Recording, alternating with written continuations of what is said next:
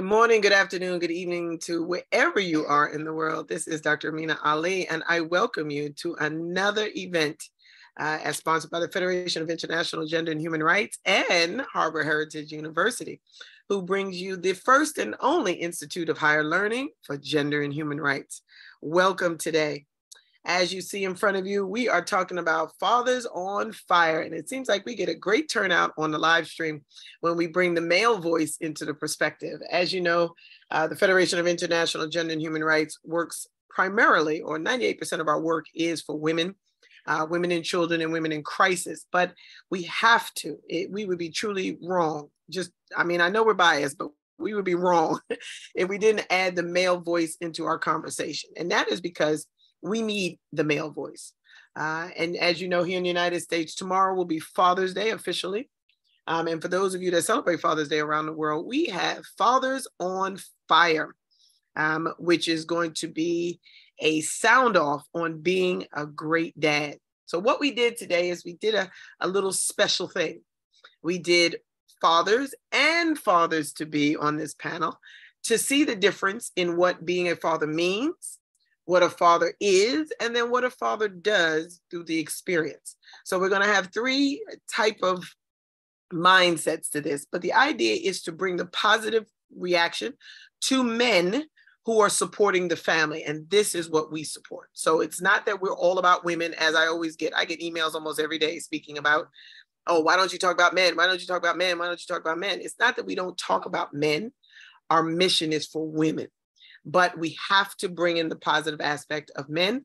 And today is going to be so amazing. We have four panelists that are going to talk about what it is to be a dad, what it is to want to be a dad or to be dad, and then what it means to understand the definition of that word as it relates to working with women, teaching their sons about women, and then their daughters as to what women are to be respected as through their example. So this is going to be a very, very monumental event, and I pray you enjoy it. As always, we have to open up in prayer. So Sister Halima, since you are here, inshallah, can you open us up with a quick interfaith prayer, please? Inshallah. Uh-oh. Can you hear me? Sister Halima, can you hear me? Uh-oh, she can't hear me.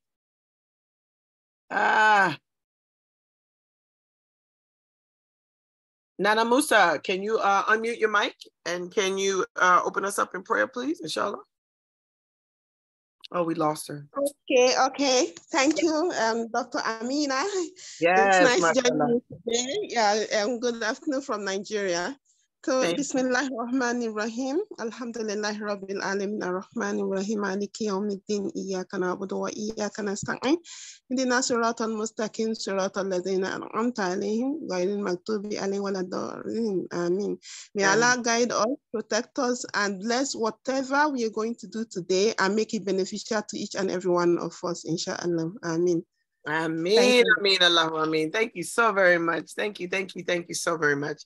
As always, yes, we are going to welcome in our most blessed Queen Mother, and this is a clip that was taken from our CSW 67 when she did it for the UN, but she's just so poised, and she can't make it today, and I just needed her to be here today in some way. So I just wanted to have the opening remarks from Queen Mother today. So please let us listen. Hello, Fire family, and welcome to our special event today to celebrate the wonderful world of women and the work that we're doing to co-create a better world. I'd like to give a special thank you to the United Nations for sponsoring this event and all the events that are occurring this month.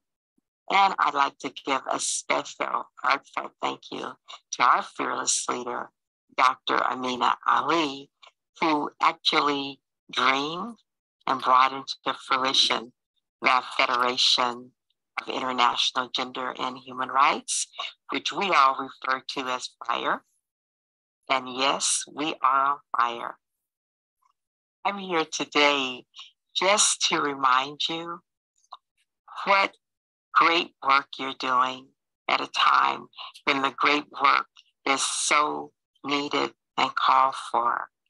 The idea of gender and human rights and equity is not just the frosting on the cake. Where we are right now and what we have to deal with and what we are needed to deal with more than ever before runs the gamut from climate change to even trying to make sure that we find peace in the world, that the moment that we are now doesn't cultivate into World War III.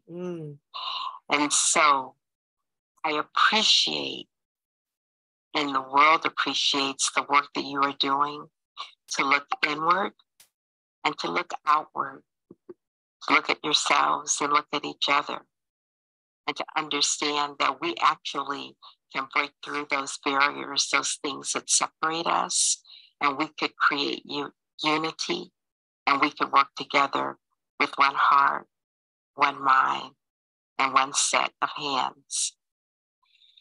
So I want you to enjoy this event. I give thanks for every one of you that are participating in it. You are fabulous.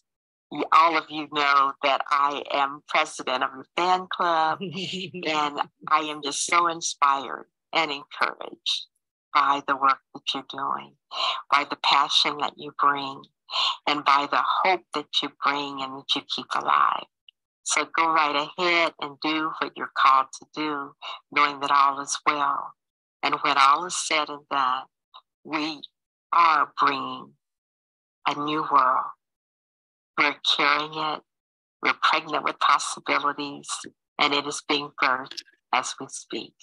Thank you.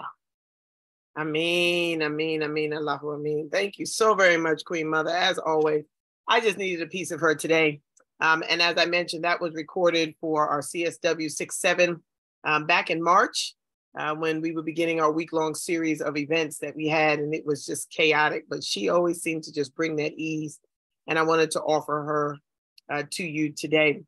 So I'd like to welcome embassy ambassadors, consul generals, high commissioners, diplomats, dignitaries, honored guests, supporters, and of course, local attendees at NYU and Fordham University. Welcome to Fathers on Fire 2023, where we get into the resource of being a dad. Now, I'm going to lay back as true moderator, as I've never been a dad before, so I cannot speak to that message, nor can I speak to the mindset of what it means to be a dad. But we have 4 dynamic panelists that are coming to you by way of FIGHR, the Federation of International Gender and Human Rights. And for those that are not familiar with it or haven't heard of it before, or maybe some guests to NYU and Fordham, the Federation of International Gender and Human Rights, or FIGHR, as Queen Mother mentioned, is a social impact organization that is designed to bring solutions, period. Our mission is simple. We offer those that are going through the crisis of sexual and gender-based violence, human and sexual trafficking, those child brides that are healing from FGM or being a parent at a young age, those that are in survival sex, stateless, landless, immigrant, asylum seekers, or those refugees that are IDPs that are in solemn environments that need help, we service. And we do that through education, through the mindset of being available and training, which is our big piece. We also have just welcomed Harbor Heritage University, which is the first and only college of its like. And I'm looking for, I know it's domestically, it's the only one in the United States, Alaska, Hawaii, Puerto Rico, and Guam. But I'm looking to see if there's any other school around the world that specializes and focuses only on gender and human rights. And we do that intentionally. We do that because we want to make sure that what we are doing as a social impact organization is allowing each one to train in their own communities and have accessible training. That means if they can't afford it, it's free. If they cannot come to it, it's virtual. We are making sure that the training is accessible to those that need it to bring it back to their community. We are one belief that you are who we have been waiting for. This is our motto. This is our string, that you don't need higher education and all of these letters after your name and all of that to be effective. we realize that who you are right now in your community is enough. All we need is the proper training and the motivation and leadership to be effective. And we welcome you to an event that categorizes that to make sure that the solutions are in the room. My grandmother used to say, you're not asking the right questions because the answers are always in the room. And I used to always wonder what that meant. That just means what it says. We have people that have wisdom, knowledge, understanding, and integrity that are in the room. When we say in the room, we mean at the table that we're sitting at, the network we have, the resources that we have, and we know that they're available to us 24 hours a day, 7 days a week. We just need to come with the right questions so that we can get the answers and the solutions that we seek. But we are truly who we have been waiting for, and FIGHR celebrates that through all of our events. So thank you again for coming. Hello, FIGHR family. Oh, no, didn't mean to do that. So our mission today is simple. We have a panelist, as you see in front of you, and that panelist is derived of 4 very imaginative, very intelligent voices that have come forward in the Federation of International Gender and Human Rights. They are forerunners, as I call them, which means they're first of their kind to do what they do and have been doing it long enough to get the accolade and the credit as being an expert in the field.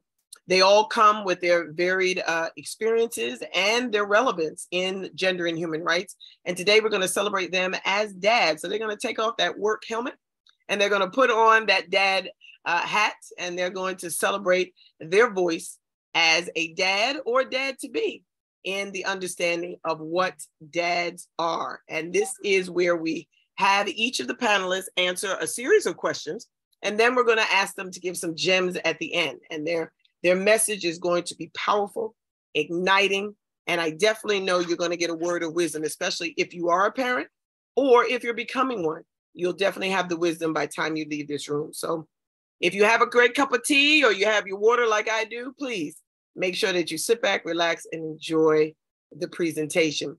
Our speakers will be going in no particular order. I mean, they'll be in order on the PowerPoint, but they are in no particular order of relevance. But we are going to begin right now. Our first panelist, of course, is Ambassador Chisala Chichibwala. He is the mission ambassador to Zambia, and he also represents the African Union. He did an event yesterday that was, was it yesterday, the day before? That was amazing. And I actually was able to attend it. I actually had a meeting that was canceled, and I was able to get in feet first on this amazing panel. And he spoke about women. He spoke about the disparages of women and how we have the solutions in the room. So Ambassador Bwala, if you can unmute your mic, tell us a little bit about yourself, and then answer the question that is in front of you. What type of dad do you think you will be? A liberal, a moderate, or conservative? What has been your experience that led you to this decision? So let's have a little bit of fun with this. Ambassador Bwala, the floor is yours. Thank you so much, Dr. Amina. Good evening, everyone. Good evening, my fellow panelists. Good evening to our invited and esteemed guests. My name is Chisala Bwala, and firstly, I'm an executive director at the Center for Research, Consultancy, and Advocacy on Gender-Based Violence from the Republic of Zambia. Then I also work as a mission ambassador to the Republic of Zambia and the African Union at the Federation of International Gender and Human Rights. So by profession, I'm a gender and human rights expert with over half a decade of experience in that particular field. So I do a lot of work around that area. I do trainings, I do capacity building, I speak at local international conferences, we train people and many other things that we do. Most importantly, I'm so glad to be here. And, today is very special, especially for me, because I'm a father to be. So today I speak for the fathers to be, or, future fathers. So I'll begin my presentation or my sharing with a very personal story from a very personal experience. So 13 years ago, I lost my father.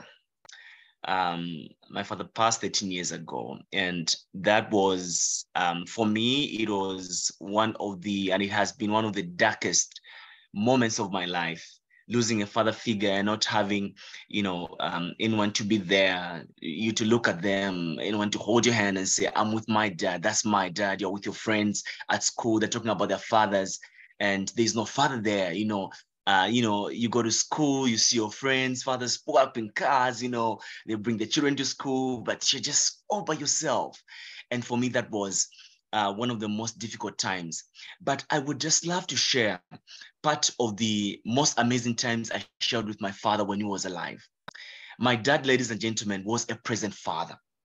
And this is what I will surely speak about today: the power of presence in the lives of children. So my father was present in my life. In as much as my father was busy, in as much as he had a lot of work to do, he had, to go 24/7, but he was present. My dad would come back at midnight, but he'll still wake you and say, hey, go and study. He would check your homework books. He will ask you how your day was. He'll ask you if you have a girlfriend, and many other things, So it was a lot to take in. So ladies and gentlemen, my point of sharing today is basically on the power of being a present dad in the lives of children. And that is the kind of dad that I would like to be. I would like to be a present dad in the lives of my future children. Ladies and gentlemen, esteemed guests and cherished souls who understand the profound significance of fatherhood, today I'll record my sharing, as I earlier alluded to the power of being a present dad in the lives of children. In a world teeming with distractions, where time slips through our fingers like grains of sand, we find ourselves at a pivotal moment, a moment that calls upon us to reflect, to rekindle the flames of compassion, and to embrace the transformative role of fatherhood. For too long, the role of fathers has been overshadowed, diminished, and undervalued. But let me tell you this: the power of a present dad or father transcends time, culture, and circumstance. It weaves an intricate tapestry of love, strength, and unwavering support that becomes the very foundation upon which our children will build our lives. In the swirling chaos of the modern era, ladies and gentlemen, our children face a myriad of challenges, both seen and unseen. They will yearn for guidance, affirmation, and the profound touch of a father's hand. And in our absence, they will seek solace elsewhere, in the cold embrace of technology or the illusory allure of counterfeit role models. As a father or a future father-to-be, I want to defy this trend. I will illuminate the path towards a brighter future, where I will rise to my rightful place, a beacon of love and strength in my children's lives. I believe that the power of being present holds within it the key to unlock untold treasures of emotional resilience, intellectual growth, and unbreakable bonds that withstand the test of time. As fathers and future fathers, we have the power to shape destinies, to mold young minds into vessels of greatness. The world cries out for compassionate leaders, empathetic souls, and individuals who can stand tall amidst adversity. And it is in the loving arms of a present dad or father that these seeds of greatness find fertile soil to flourish. Being a present dad, ladies and gentlemen, in the lives of my future children is incredibly important and will incredibly be important for their overall development and well-being. Now, let me just share with you 4 key reasons why being actively involved and present as a father matters. The first point is emotional connection. By being present, so the first point, let me repeat that, the first point is emotional connection, the power of presence, emotional connection. Now, by being present, a person can establish a strong emotional bond with their children. This connection fosters trust, open communication, and a sense of security, allowing them to develop healthy relationships and navigate emotional challenges more effectively. And that is the basic point. Secondly, positive influence. Secondly, positive influence. As a present dad, one has a significant impact on shaping their lives, the children's values, beliefs, and behaviors.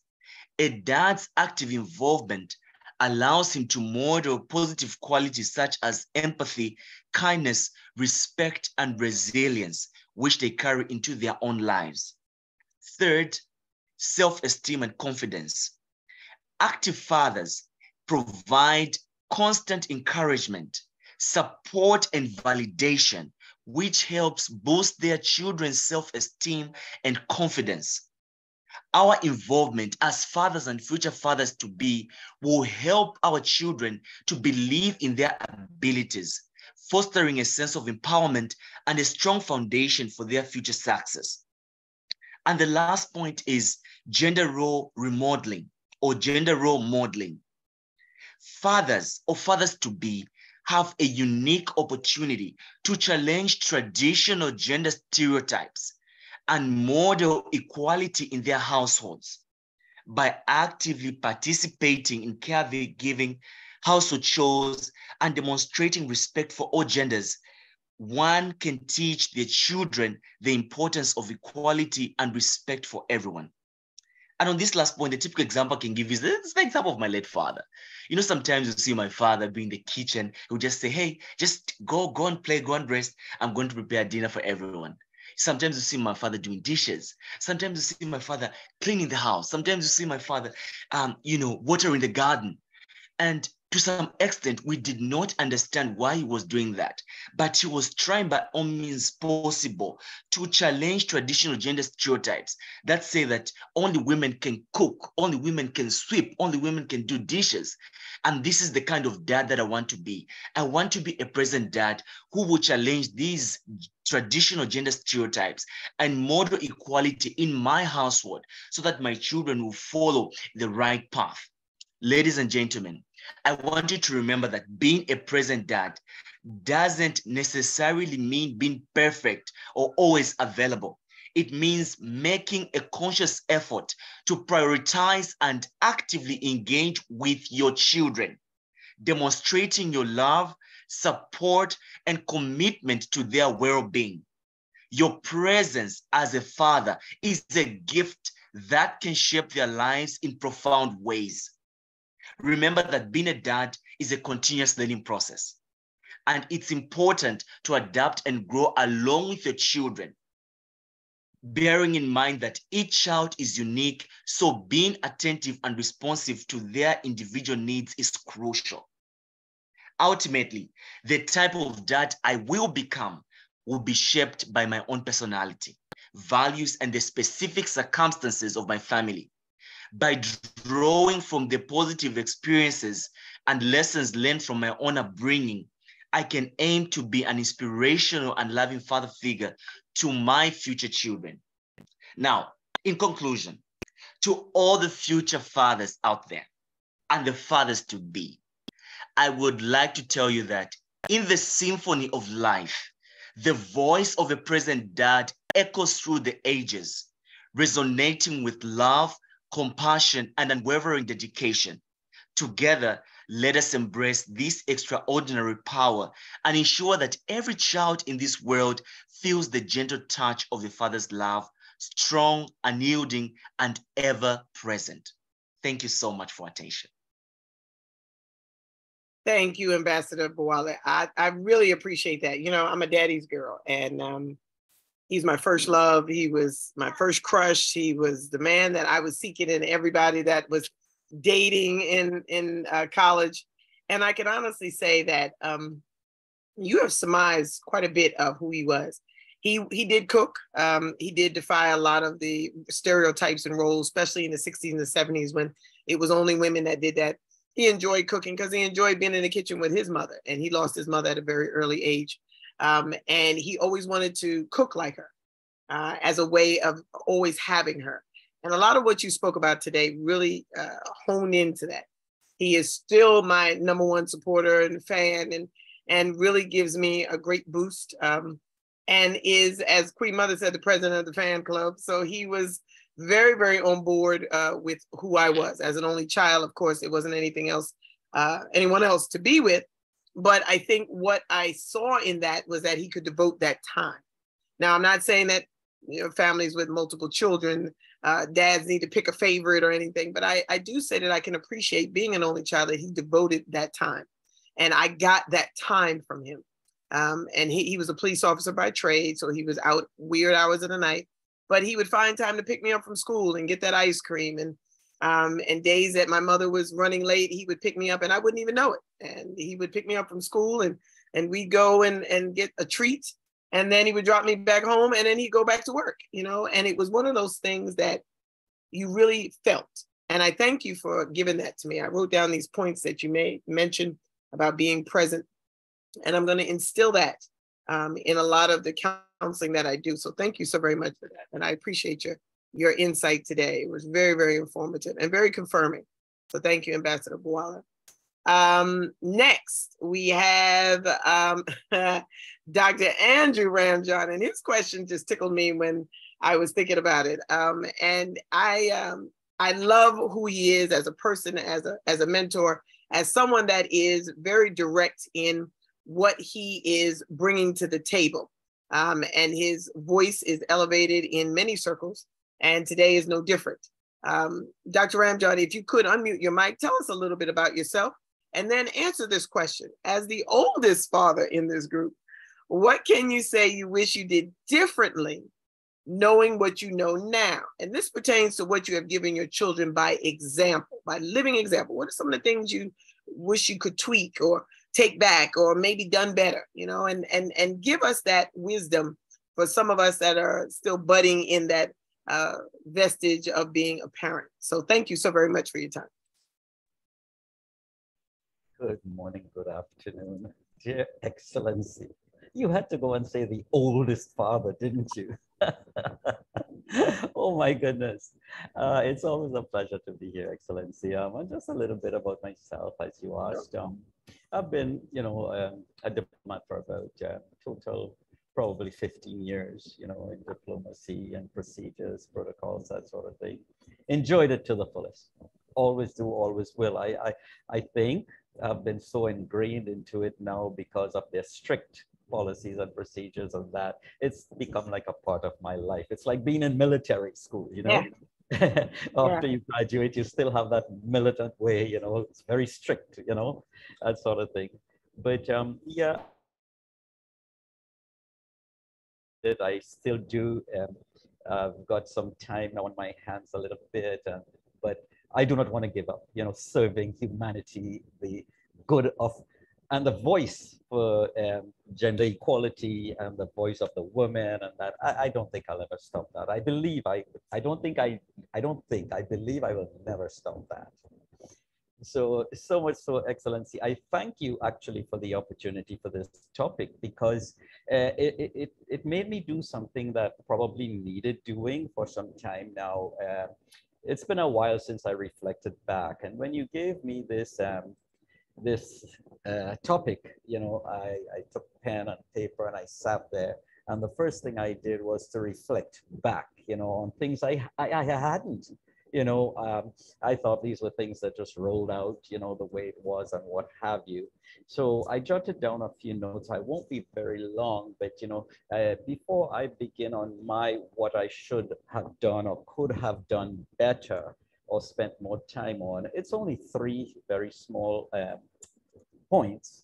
So what I'd like to do is share, though, my past experience of raising a son and a daughter. I have had the experience of raising both. My daughter is 34 years old. My son is now 20 years old. So I've got some experience behind me.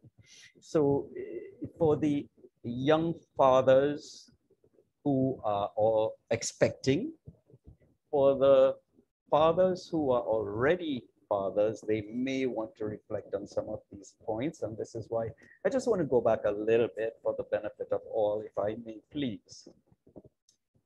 One of the things I always did, and I'm glad I did, I encouraged open communication. My children felt comfortable expressing their thoughts and emotions openly without fear of judgment or criticism. And I felt that it was important for children to feel heard and validated. I prioritized quality time. Looking back, I would have made a conscious effort to create more meaningful experiences and memories with them. And that showed a lot, Excellency, because sometimes I know, my son, my daughter and I, we would go to the mall and we were viewed as three children. Never would anybody would have thought I'm the father of these two children, and that's how we acted, that's how we were, that's how we got along.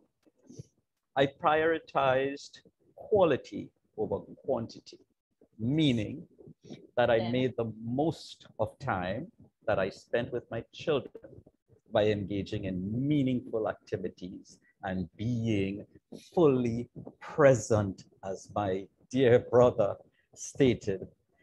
This reinforced the idea that the quality of time matters more than the quantity.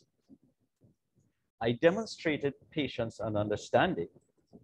I worked on cultivating more patience and empathy, ensuring that they felt supported and valued no matter what. Because of my involvement in the financial arena, of course, it was obvious, I would have taught my children financial literacy. I taught them about money management and financial literacy from a very early age. And this provided them with a solid foundation for making wise financial decisions in the future. I modeled self-care and self-love. I felt, and I still believe, it's essential for children to see their parents practicing self-care and self-love. I showed them the importance of taking care of oneself physically, mentally, and emotionally, and how it can positively impact their overall well-being. I promoted diversity and inclusivity because I believed it was crucial to instill in my children a deep appreciation for diversity and inclusivity. I exposed them to different cultures, perspectives, and experiences, fostering a broader understanding and acceptance of others. I also demonstrated healthy habits because I made a conscious effort to model and encourage healthy habits such as regular exercise, nutritious eating, and mindfulness, teaching them that these habits contribute to physical and mental well-being, which I believe are vital for a fulfilling life. With that being said, Excellency, and as I said, I pray that even fathers who are already, may look back and find something worthy or noteworthy to improve upon. So the three things that I wish I had done better, excuse me, and this is solely based upon my current work, and I did a lot of travels and that. So if I were to look back, I believe I would look at balancing work and family a little bit better. I wish I had been better at finding a healthy work-life balance, because I believe it's crucial to show children the importance of taking care of oneself and maintaining a harmonious equilibrium between work and family. As a single parent, it was also very difficult. Finding a healthy work-life balance can be challenging, but there are steps that one can take to demonstrate the importance of self-care and maintaining that harmonious equilibrium. I know that now, we can do that by setting clear boundaries, by establishing dedicated times for work and family activities, creating a schedule that allows for quality time with your children, I also felt that, a second point in there would be to involve your children in decision making. Discuss your work commitments and involve them in planning family activities. I believe that this will help them to understand in moving forward now the importance of balancing responsibilities. The second point that I look back upon and I feel that I can improve upon was to emphasize, or is to emphasize, the value of failure and resilience. I would have, or would like to have, encouraged my children to embrace failure as a learning opportunity and to develop resilience in the face of challenges. Teaching them that setbacks are a natural part of life would have prepared them for the ups and downs they may encounter. I was too busy showing them that perhaps I would always be there for them.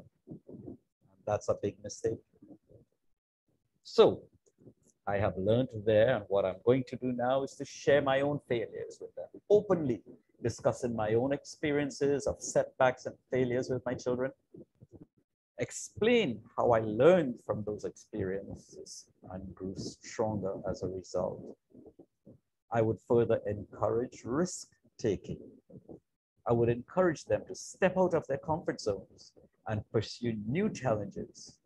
I would let them know that failure is a natural part of growth and that it provides valuable opportunities for learning and personal development.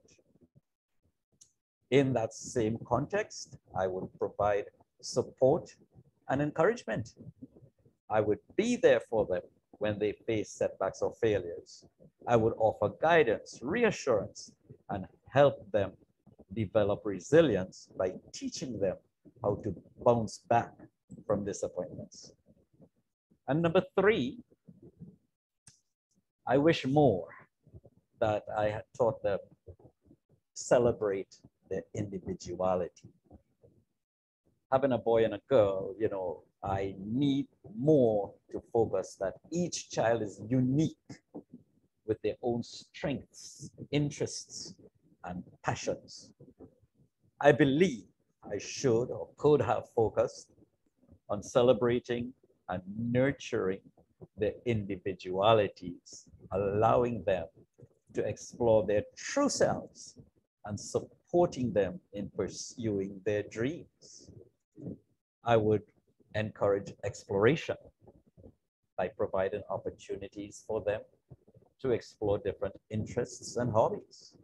I would support their curiosity and let them discover their own passions and strengths. I would foster a non-judgmental environment, creating a safe and accepting atmosphere where they feel comfortable expressing themselves without fear of judgment. I would encourage open discussions and celebrate their unique perspectives and ideas. I would support their dreams. I would now show, I'm not saying it was not genuine, but now more than ever, as I said before, would show a genuine interest in my children's aspirations and actively support their pursuit of their dreams. I would provide further guidance and resources to help them develop their talents and pursue their individual paths. I feel and I believe that by implementing these strategies, Excellency, one can show your children the importance of work-life balance, teach them the values of failure and resilience, and celebrate their individualities, even as a single parent. Remember, for fathers to be, for fathers already, and even for us, and I say older ones, remember It's never too late to start incorporating these principles into your parenting approach. As I close, I just want to say and wish a happy Father's Day tomorrow. And I thank you all so very kindly. Thank you, Your Excellency. Thank you so much. Awesome. Awesome. And I said the oldest father, not the oldest person. So I want but I do thank you because we need that wisdom. Someone has to be the oldest. Someone has to have had the wisdom and they go forth before us. And as I mentioned before, all of you are forerunners in your careers, in your personal lives, in who you stand for, and your integrity.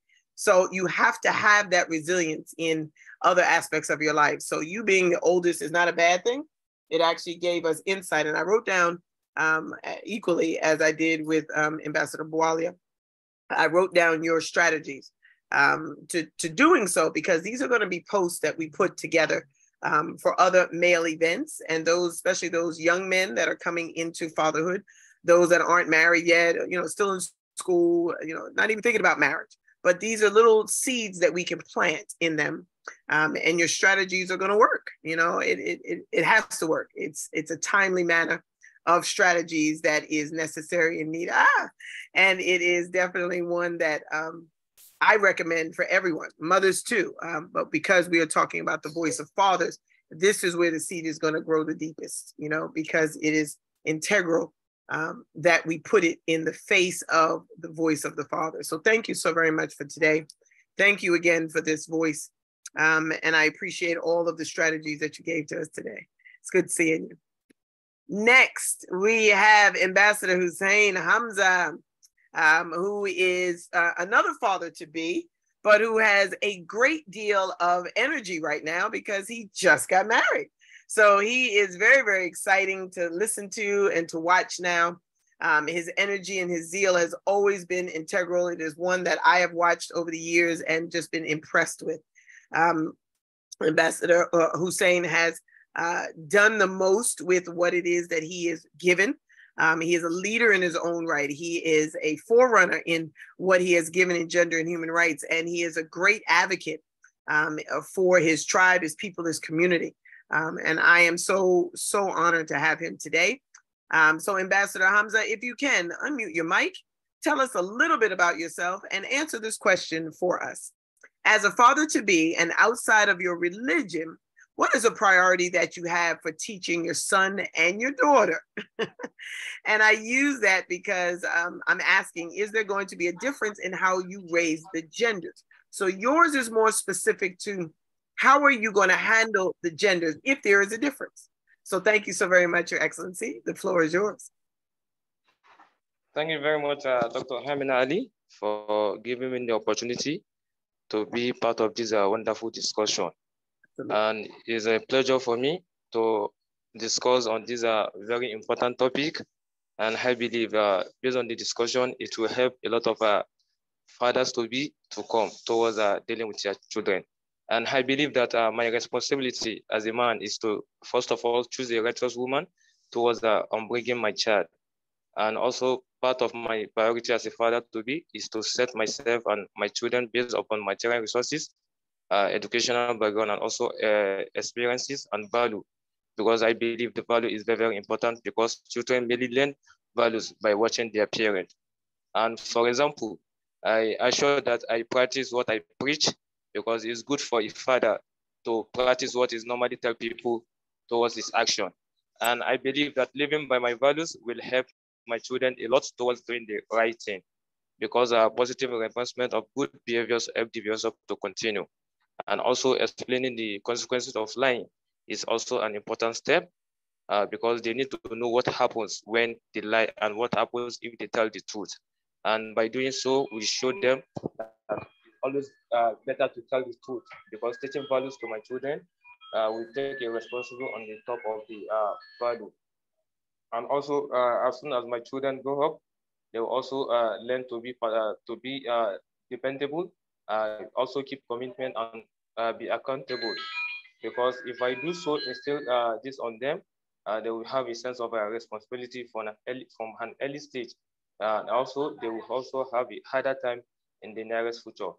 Because I believe that the world needs children to be responsible more than ever before. And I believe with this, it will help them to find jobs and be successful in schools as well as their adult life. And it is important to teach my children to love people for who they are, because I believe love is part of things that make people happy, and love is part of the people that makes people to have passion for others. And with this, I also show them respect for others as well, because like love can be present no matter if you agree or not with the person or not. And I will let my children see my love for them as well as others in my life through showing responsibility through my action. And I believe that being thoughtful and kind to others will always be a value to teach my children. Because when I'm kind and thoughtful, I am more aware of others' feelings and can better help someone. And I will share a small problem with my children and let them think of ways to overcome it. Because if someone I know is sick, I will ask them what they believe they will help them to feel better. Because when I try to teach my children, they were able to know when to solve the problem, whenever they are facing the problem. And by doing so, and also this problem solving situation will help them learn to always be on the lookout to help someone in need. Because this life, I believe we all need each other towards our successful and also towards being a very good person in the society. Because being a good father will also help my children towards doing the right thing and also towards helping others. And I believe with this, it will play a long way towards helping other children to be successful and also to determination of what they want to be in life. And I believe with this, it will assist humanity and also assist the upcoming generation. Thank you very much for giving the opportunity to be part of this discussion. Yes, thank you so very much. I really appreciate you. And I appreciate this insight. You hit home when you spoke about the difference between a lie and the truth.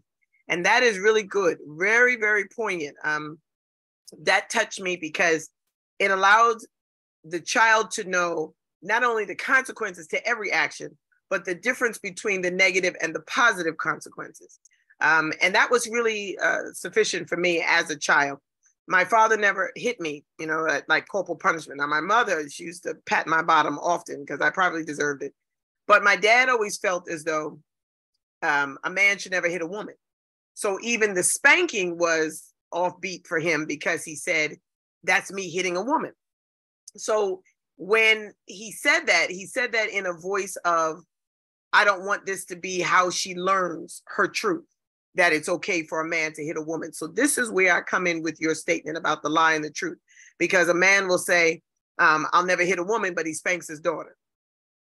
So that's the lie. And then the truth is he goes behind her and says, I love you. And then when her abusive husband does that, then the father wants to beat on the husband. So there's a lie in there, and then there's the truth in there. The truth is that he was abusive, or he abused his daughter. So when the husband comes in and abuses the daughter, we see it as taboo. So the truth is both of them needed not to do this. Both of them needed to own their own accountability and the integrity in this, and resound from that, so that the daughter knows that that is not what we're going to deal with in society. And that is a strong, strong table to build. And I thank you for setting that table up today, because that allowed me to know that not only do you understand the concept, but you're in the motion of doing it. So when the child comes, boy or girl, and hopefully soon, inshallah, that we will have a great understanding to that. Like, it won't be one of those things where we say one thing and then when we get into the situation, it's something totally different. No, you're hearing yourself now, and you're understanding that that has to be a foregone conclusion in how you raise your daughter or your son in that manner too. So thank you so very much, Ambassador Hamza. I really heard you today, and I thank you for your insight. Last but certainly not least is Ambassador Wisdom Doda, another dad in this mix. But he is going to speak from the voice of resilience. As you know, Ambassador Wisdom is the mission ambassador to Lebanon and Syria and Afghanistan. And he holds the place as UN ambassador, as well as he has been dealing with sexual and gender-based violence, rape wartime crimes for the last 30 years. And as a father doing this, as a father in this field, this has to be a resounding monopoly of the mind, You see this happening every day, how men are aggressing women, how men are taking their toll on women, how women are feeling defenseless. And yet you have to be a dad in this. You have to go home and be a father in this. So Ambassador Dodar, your conversation, I saved for last because I really want to hear the insight to this, because this is really going to count as countenance for the business father and the at-home father, and how we can hold on to that. So if you can unmute your mic, tell us a little bit about yourself and then answer this question. As it pertains to human rights activities, what are a few things you wish your children would get involved in their adulthood? So the floor is yours. Thank you so much, Ambassador. Assalamu alaikum. Good day, Your Excellency Dr. Amina. Good day, dear panelists, Your Excellencies, FIGHR family or attendees from over all the globe. Good day for every human being over all the world who believes in humanity and respects human rights. Good day for every father and grandfather who is keen to bring the best for his children and descendants to make them enjoying a decent and dignified life. Before I start, let me say that I have been a father for 3 decades and a grandfather for 3 months. The topic means a lot for me, and I consider it a mean and occasion to express some of my concerns in this area. As you know, like 2 days ago, I have concluded a training of 3 days on gender-based violence and clinical management of rape. One of the topics or questions I asked the participants, there was a female doctor. I asked her, did you decide to be born as a girl? She said no. I asked the male doctor, did you decide or were you asked or taken the consent from you to be a male? He said no. I said, why? They said, because it's genetically determined.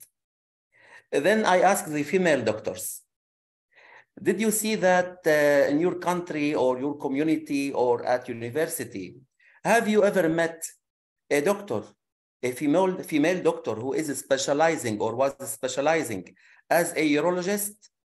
And she said and raised her hand, said that she was aiming to be a urologist, but her family parents refused and said, what are you going to do? I said, no. If you will be a urologist, most of your patients will be female individuals, as morphologically determined and physiologically determined UTI will be, and complications in urinary tract infection will affect females more than male individuals. She was convinced, but said it's too late to go back. By the way, I asked them about a girl or a lady using a scooter or motorcycle. Some of them said it's a shame. Some other part said it's ordinary. I told them, no, it is not a shame at all.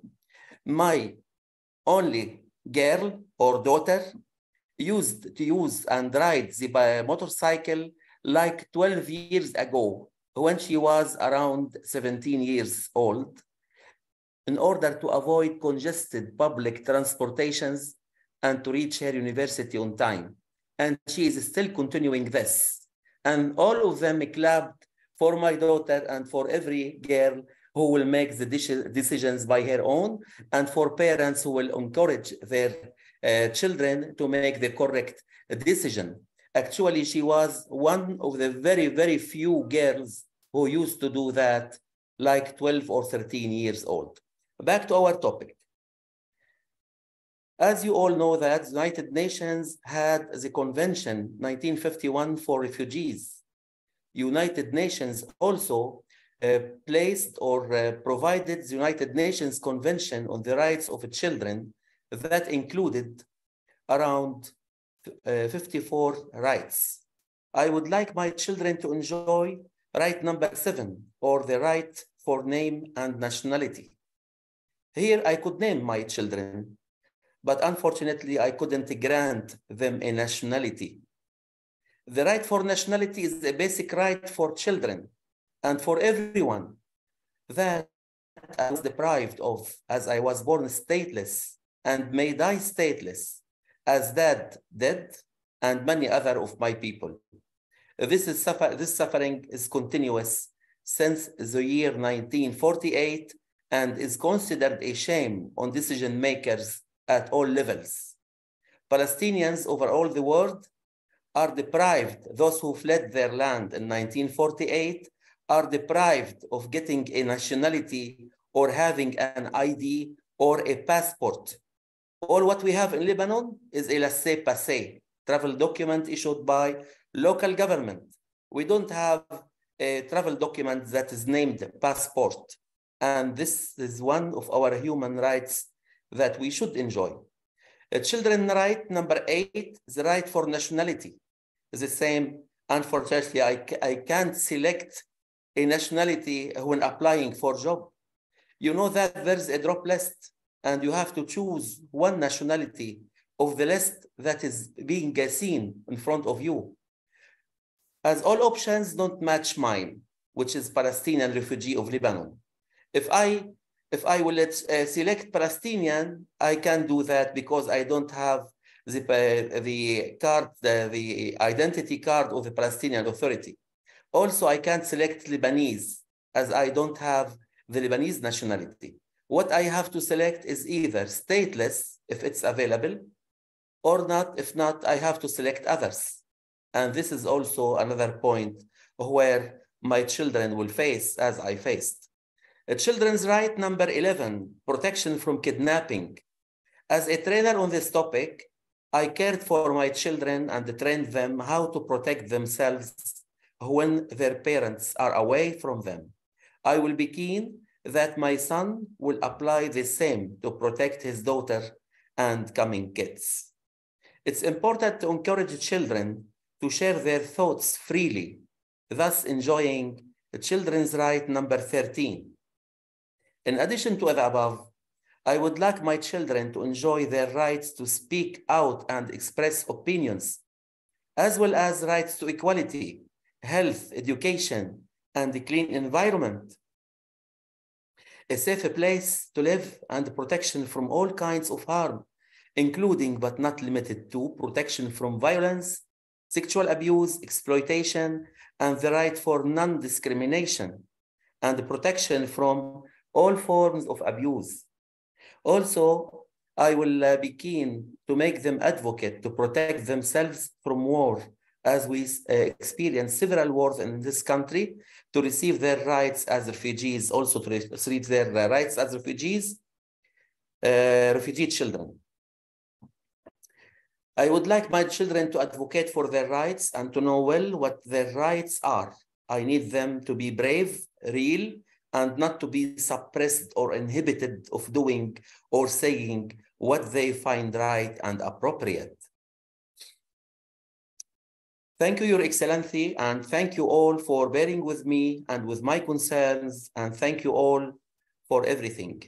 Have a nice weekend. MashaAllah, succinct and to the point. Thank you so very much for that.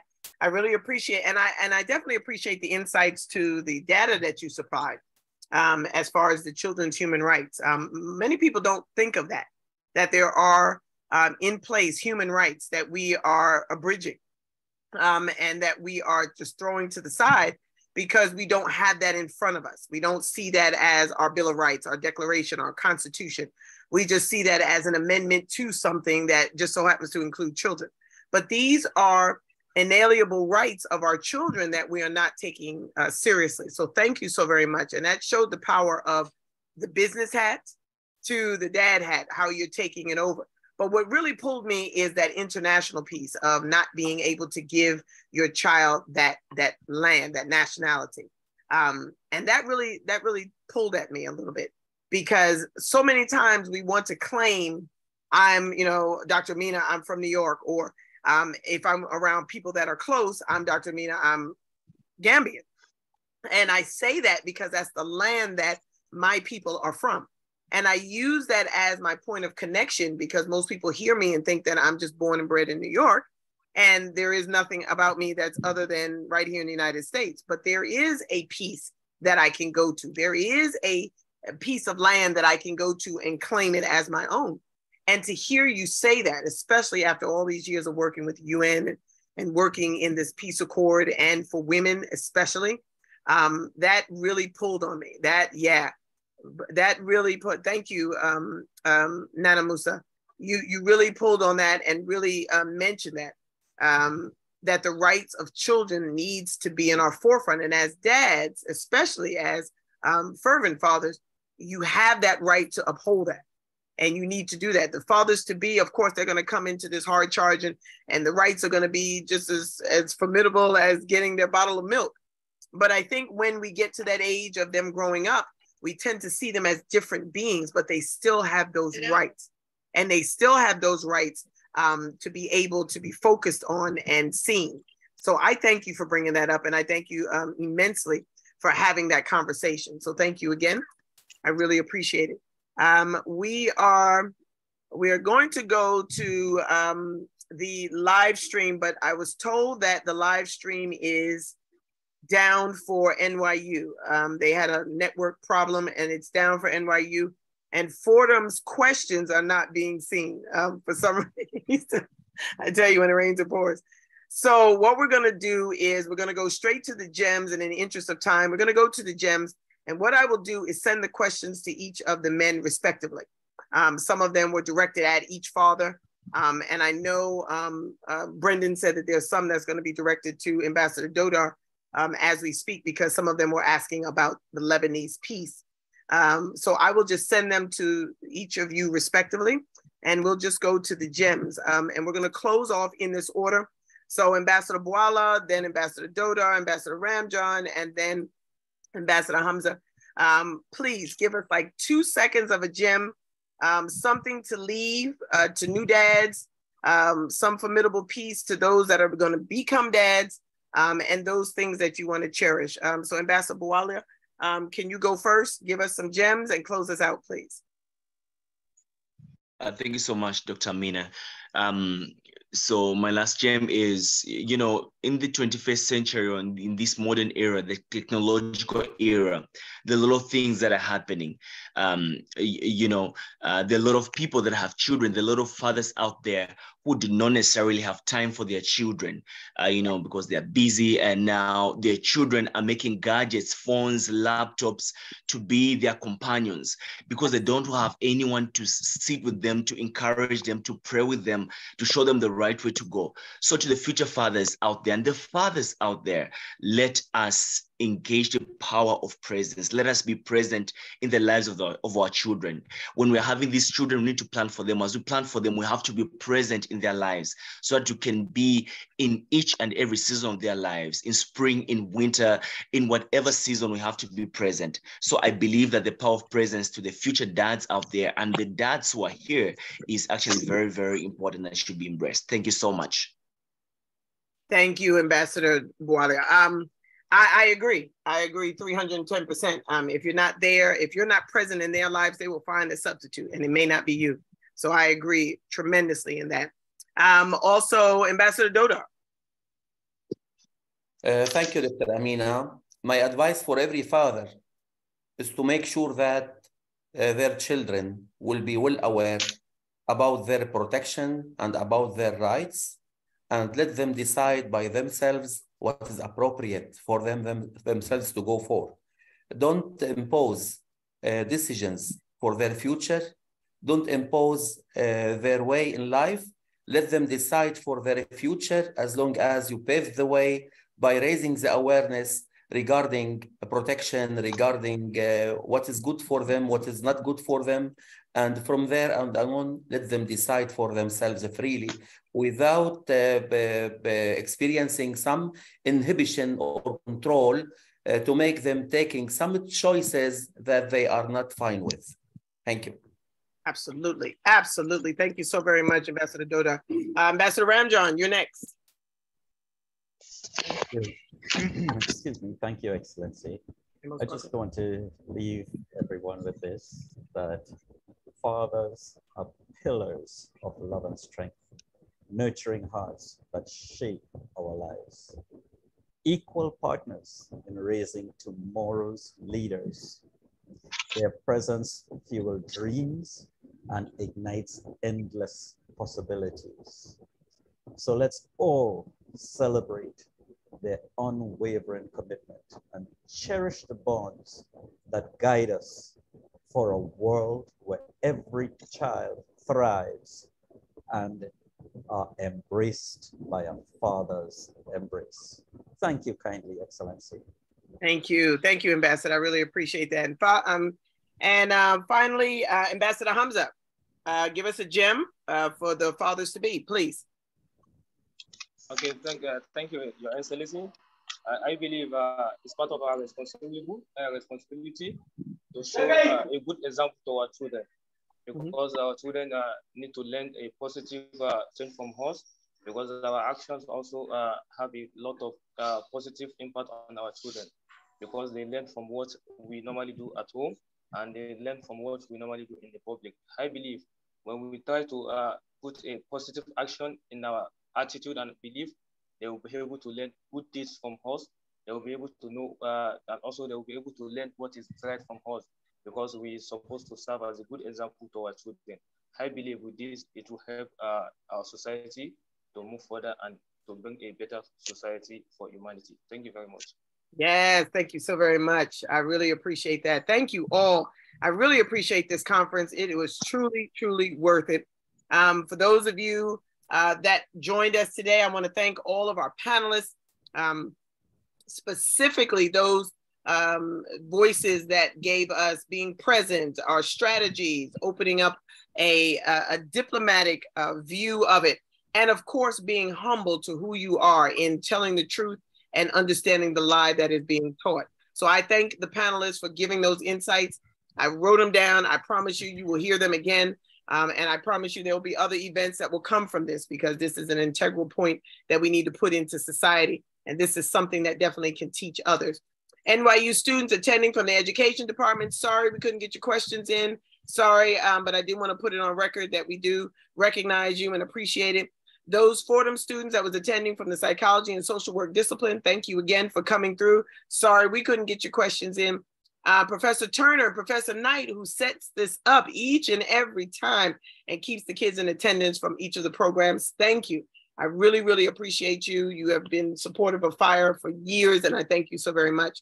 To the entire FIGHR team and support, we have today with us Ambassador Princess, and we have Madam Advocate Halima Momo.